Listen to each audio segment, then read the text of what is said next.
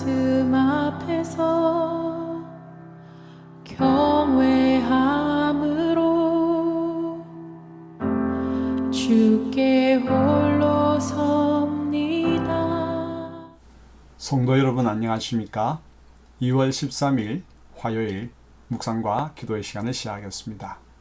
이제 설 명절 연휴가 끝나고 우리의 삶의 현장에서 새롭게 일을 시작해야 되는 첫날이네요.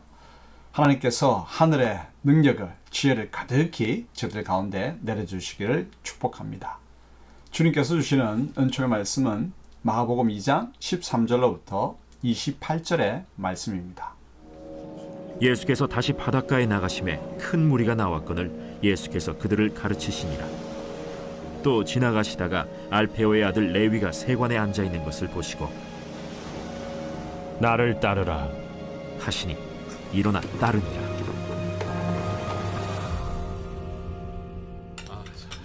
그의 집에 앉아 잡수실 때 많은 세리와 죄인들이 예수와 그의 제자들과 함께 앉았으니 이는 그러한 사람들이 많이 있어서 예수를 따름이러라. 바리새인의 서기관들이 예수께서 죄인 및 세리들과 함께 잡수시는 것을 보고 그의 제자들에게 어찌하여 세리 및 죄인들과 함께 먹는가?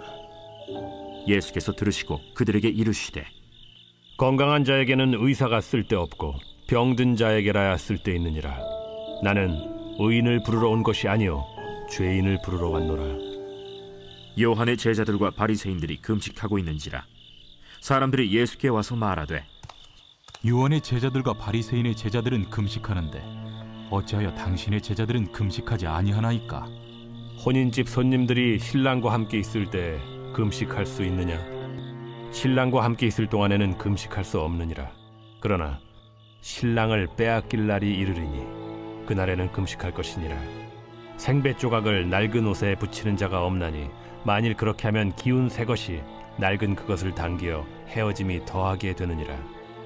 새 포도주를 낡은 가죽 부대에 넣는 자가 없나니 만일 그렇게 하면 새 포도주가 부대를 터뜨려 포도주와 부대를 버리게 되리라.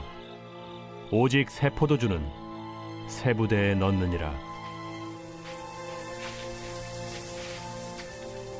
안식일에 예수께서 밀밭 사이로 지나가실새 그의 제자들이 길을 열며 이삭을 자르니 바리새인들이 예수께 말하되 보시오, 저들이 어찌하여 안식일에 하지 못할 일을 하나이까? 다윗이 자기와 및 함께한 자들이 먹을 것이 없어 시장할 때 한 일을 읽지 못하였느냐? 그가 아비아달 대제사장 때 하나님의 전에 들어가서 제사장 외에는 먹어서는 안 되는 진설병을 먹고 함께한 자들에게도 주지 아니하였느냐? 안식일이 사람을 위하여 있는 것이요 사람이 안식일을 위하여 있는 것이 아니니 이러므로 인자는 안식일에도 주인이니라. 바리새인들은 율법의 문구에만 묶여 있었지만 예수님은 율법의 정신을 가르쳐 주시며 하나님 나라의 새로운 가치와 질서를 보여주십니다. 그럼 하나님 나라의 새로운 가치와 질서에 대해 알아볼까요? 예수님은 세 가지 상황 속에서 질책하듯 따져 묻는 바리새인들의 질문에 답하시며 하나님 나라의 새로운 가치와 질서를 보여주십니다. 세 가지 상황은 첫째, 죄인과의 식사 교제였고, 둘째, 금식이었고, 셋째, 안식일에 관한 일이었습니다.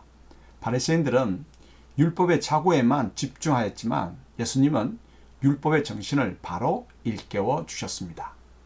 첫 번째 상황은 죄인과의 식사 교제이죠. 예수님이 세리마태를 제자로 부르신 후 죄인으로 취급받는 세리들과 함께 식사하는 것을 문제 삼았죠. 어찌하여 세리 및 죄인들과 함께 먹는가? 바리새인들은 세리를 죄인으로 취급하였습니다. 당시 문화로서는 세리는 돈, 세금을 취급하다 보니 탐욕스러워 보이고 로마에 부역하는 민족의 반역자로 여겨졌죠. 하지만 예수님은 이들도 하나님의 은혜가 필요한 자들임을 일깨워 주셨습니다. 죄인 아닌 자가 어디 있습니까? 그래서 예수님은 자신을 의사에 비유하며 건강한 자에게는 의사가 쓸데없고 병든 자에게 쓸데있다고 하셨습니다. 나는 의인을 부르러 온 것이 아니요 죄인을 부르러 왔노라 말씀하셨죠. 율법의 정신은 죄인을 구별하여 따돌리는 것이 아니라 죄인을 하나님의 은총 가운데로 초청하여 새 삶을 시작하는 데 있습니다. 주님이 나를 성찬의 자리로 초청하여 주었듯이 우리도 은혜가 필요한 이들을 식탁의 자리로 초대하여야 하지 않을까요? 두 번째 상황은 금식의 문제입니다.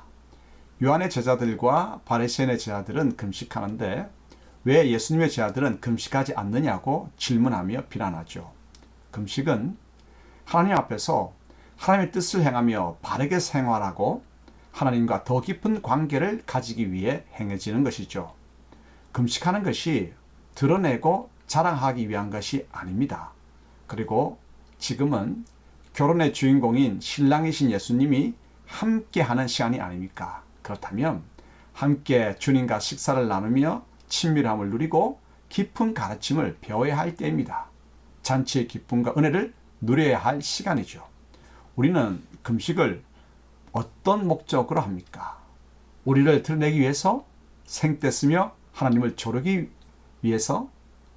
우리 자신을 돌아보십시다. 세 번째 상황은 안식일 논쟁입니다. 바리새인들은 안식일에 예수님의 제자들이 밀 이삭을 잘라 먹은 일을 문제 삼았습니다. 어찌하여 당신의 제자들은 안식일에 해서는 안 될 일을 합니까? 이에 예수님은 다윗이 피난길 중에 제사장 외에 먹어서는 안 되는 진설병을 먹은 것을 예로 들면서 규례를 어긴 것보다 규례의 정신에 초점을 두라고 교훈하셨습니다.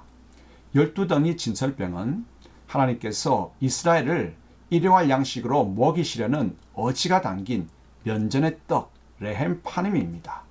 배고픈 자기 백성을 먹이시려는 하나님의 본래 뜻이 진설병을 함부로 취급하지 않도록 일반 백성은 먹어서는 안 된다는 종교적 규례에 함몰되어서는 안 되죠. 마찬가지로 안식일은 백성에게 힘을 가지고 힘을 얻도록 허락하신 규례인데 그 정신은 잃어버리고 율법 자구에 갇혀 왜 안식일에 밀 이삭을 잘라 먹었냐는 질문은 어이없죠.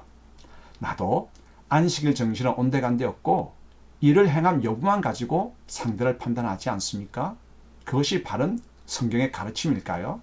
예수님은 날마다 우리에게 안식과 힘을 허락하시는 주님이시며 안식일에도 여전히 안식과 힘을 다양한 통로를 통해서 베풀어 주십니다. 예수님은 세 가지 상황 속에서 율법의 정신을 깨우쳐 주시면서 하나님 나라의 새로운 가치와 질서를 우리에게 보여주셨죠. 율법의 자구에만 갇히지 말고 그 정신을 바르게 알아 삶 속에 실천하십시다. 이것이 하나님 나라를 이 땅에 이루어가는 하나님 자녀의 사명입니다. 소리내어 기도하겠습니다. 하나님 아버지, 말씀에 담긴 깊은 의미를 성령님께서 조명하여 주심으로써 제대로 깨닫게 하옵소서. 주님의 말씀을 통해 나의 부족과 죄악을 회개하고 형제를 용납하고 격려하여 함께 하나님 나라를 이루어가는 백성이 되게 하옵소서. 우리 모두는 용서의 은총이 필요한 존재이며 그러하기에 서로 용서하고 용납하며 하나님 앞에서 용서받은 자들로 살아가게 하옵소서. 예수님의 이름으로 기도합니다. 아멘. 말씀 앞에서